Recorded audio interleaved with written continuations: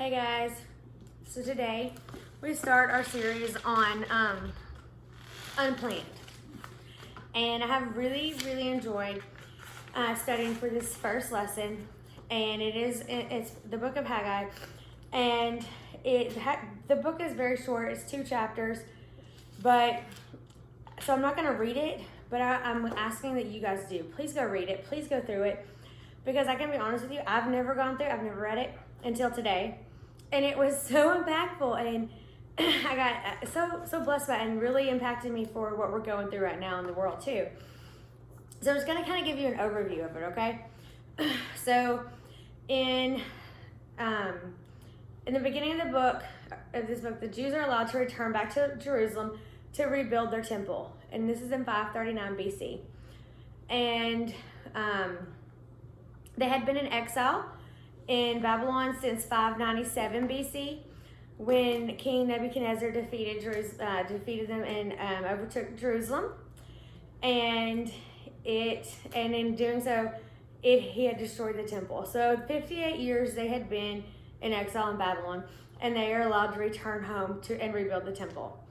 You know, when you think about that, 58 years you've been in exile, you've been in somewhere not your home, and you're finally allowed to go home and rebuild the temple, the place where you can go and worship God, and you can thank Him for restoring you back to your home and for saving you from being in exile, and you can finally go to the place that God promised and gave to you years ago.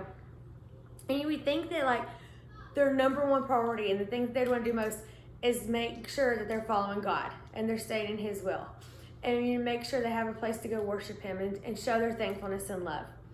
But it wasn't. Instead, in 3 short years after being able to return, they quit working on the temple. They got the foundation laid and they stopped. So in 536 BC, 3 years later, they quit working on the temple. And instead, they focused on building themselves nice homes of luxury. So they had a nice place to stay and rebuilding the town for themselves. It took 3 short years for them to forget what God had done for them and to start focusing on self. And during this time, so then Haggai comes in with a message in 520 BC. So 16 years? So for 16 years, they're focused on themselves, building their own homes, doing their wishes, their wants. Still no temple to go worship. And in that time also, none of their harvests have been good. They have not had enough. They've planted for plenty and harvested very little. Not enough to even feed their families.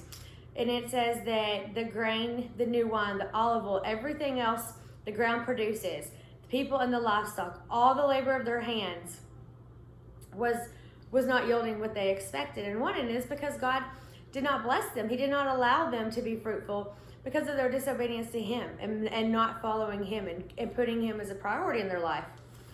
So for 16 years they're living like that, and finally in 520 BC, God sends a message to Haggai to the people.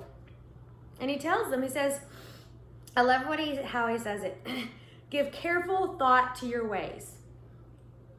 Give careful thought to your ways. Think about the past 16 years. And he starts it before that. He says,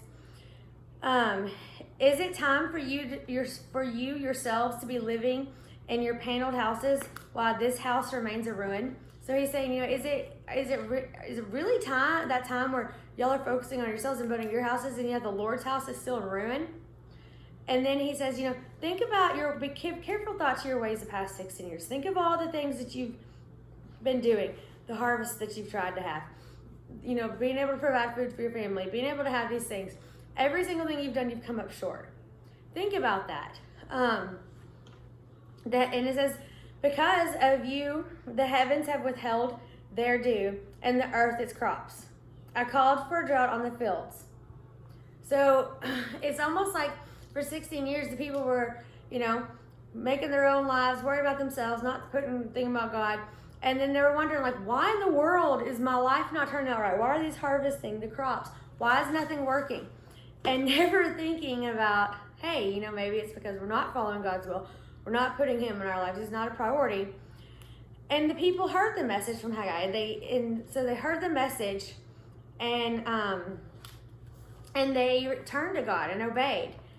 And so after they hear the message and they turn to God, God sends another message to him. And I love this one. It's verse 13. It says, then Haggai, the Lord's messenger, gave this message of the Lord to the people. I am with you. So they understand, they understand their sin. They're burdened by it. They understand they haven't been where they need to be with God. And he sends a message to them right then as they start to turn and to rebuild. I am with you. So God was with them once they began the work. And then once the temple was done, God sent another message to them. And in the first part of this message, he talks about how, it talks about sacrifice and some of the laws that they had around being defiled. And the whole point of that was saying, this place you come to worship not so you can work your way to heaven, not so these sacrifices can get you to heaven, not so these sacrifices, because that's still look at me, look what I'm doing. It's you come to this place to honor a God who has done something for you that you cannot do for yourself. Nothing we do will get us to heaven except asking Christ to save us. So he's reminding them of, hey, yes, this is my home. Do not start to think about yourselves again and start working on your own things again and forget that. Don't make your sacrifices so great and that those become so important to you that you forget why you're sacrificing. So he reminds them of the one true way to heaven. And then he gives them another reminder of their past and what happened when they weren't following God and the drought and the harvest. And I think this is very, I love the message and when you really get into it. And then after that, after he gives them those two reminders, he says, from this day on, I will bless you. So, you're probably thinking, because at first, like me, I was like, ooh, an Old Testament book. It's going to be hard to relate this to what we're going through. And you may be thinking that. So I want to kind of tell you, how does this relate to us? Why is this story important? And I want you to think about this. We too have been so blessed by God. So blessed in this country and in our homes. Yes, we do have hard times, but we are so blessed with what we have. And even still, we let those blessings become the exact same thing that pulls us from God. If he blesses us with physical sports ability, we let those things take us from coming to church because we're at an away trip, or we have practice, so we skip church, or we spend so much time there, we don't have time to invest in others. He blesses us with a good job and with finances, and then we go and spend all that time and all that money on things that we want and don't give tithes and offerings to the church. And he blesses us with so many things, and we allow those things to keep us from serving him. It's like the more he blesses us, the more we just expect it, and we almost become selfish and very self-centered. We start to focus on what everything's going great, and we start to focus more and more on ourselves, and we start to get it in our head that we're responsible for it. And so then, when things aren't going right in our lives, we want to blame others, or we want to blame God, or we have a pity party. Oh, I can't believe this happened to me. Everybody else in the world has this or that. And it becomes very easy for us to look at every other person and every other thing besides ourselves. And the reality is, our choices have consequences. If we make the choice to focus on things and not keep God a priority, we're going to make a mess of things. Our life is going to be on shaky ground and things are going to go wrong, right? And instead of those things turning us back to God, a lot of times we use them to drive us further away from him.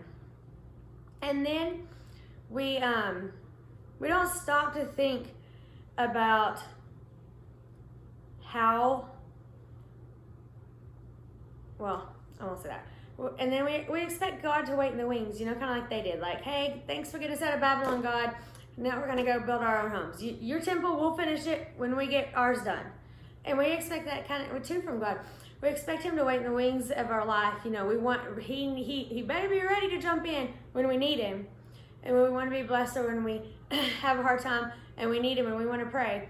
But God, that's not all we're going to let you be part of our lives. We're not going to let you have full control of our lives. We just want you right there ready for when we need you. Any of that sound familiar?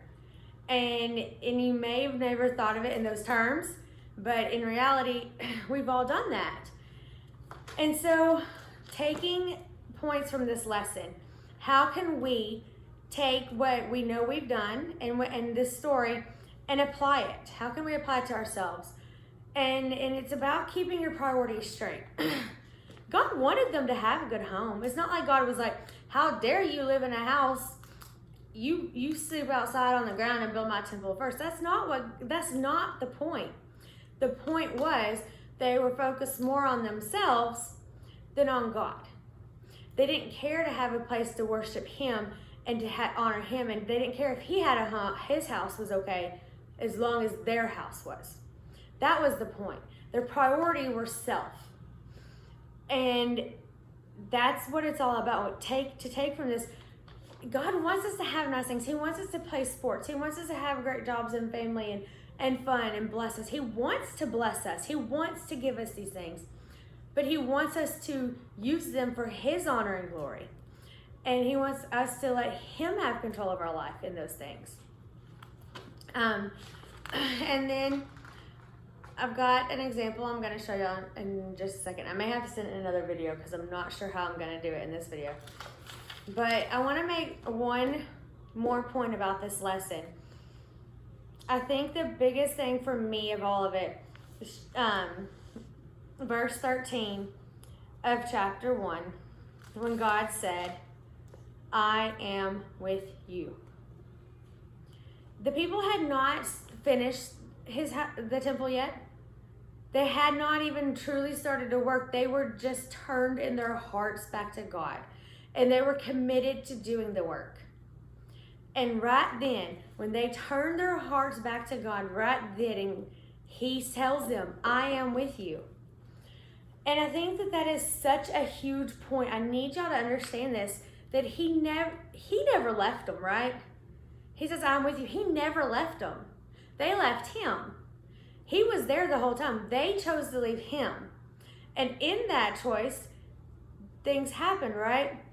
And same for us, when we choose to leave God and go our own way, it's not like God doesn't want to be there. We've gone astray. We've left him. And God was there. And the second they came back, he was there, ready and willing. And same thing for us. God is here. In our ugliest, worst, messiest moments, he's there.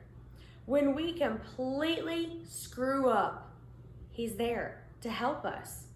When we make a mistake, he's there. If you choose to walk away from him for years in your life, you're at rock bottom, and you turn to him and you finally hit rock bottom and you realize and you look at him, he's there. Do you want to get to that point? Absolutely not. But he's there. And I want y'all to understand that, because I think a lot of times we feel like, oh, God's only there for us when we get to this point. God's only going to bless them when they have the temple, or God's only going to be with them when they have the temple finished. Then he'll be with them. No, he was there with them when they started the work. So when you make a mistake, or when you're trying to turn back to God, he wants to help you. Don't think you have to do it alone. Obviously, none of us want to make a mistake or turn from God, but if you do, he's there to help you get back. Take advantage of it, because you can't do it. God can. And I think that is just, gosh, that just makes me feel so good.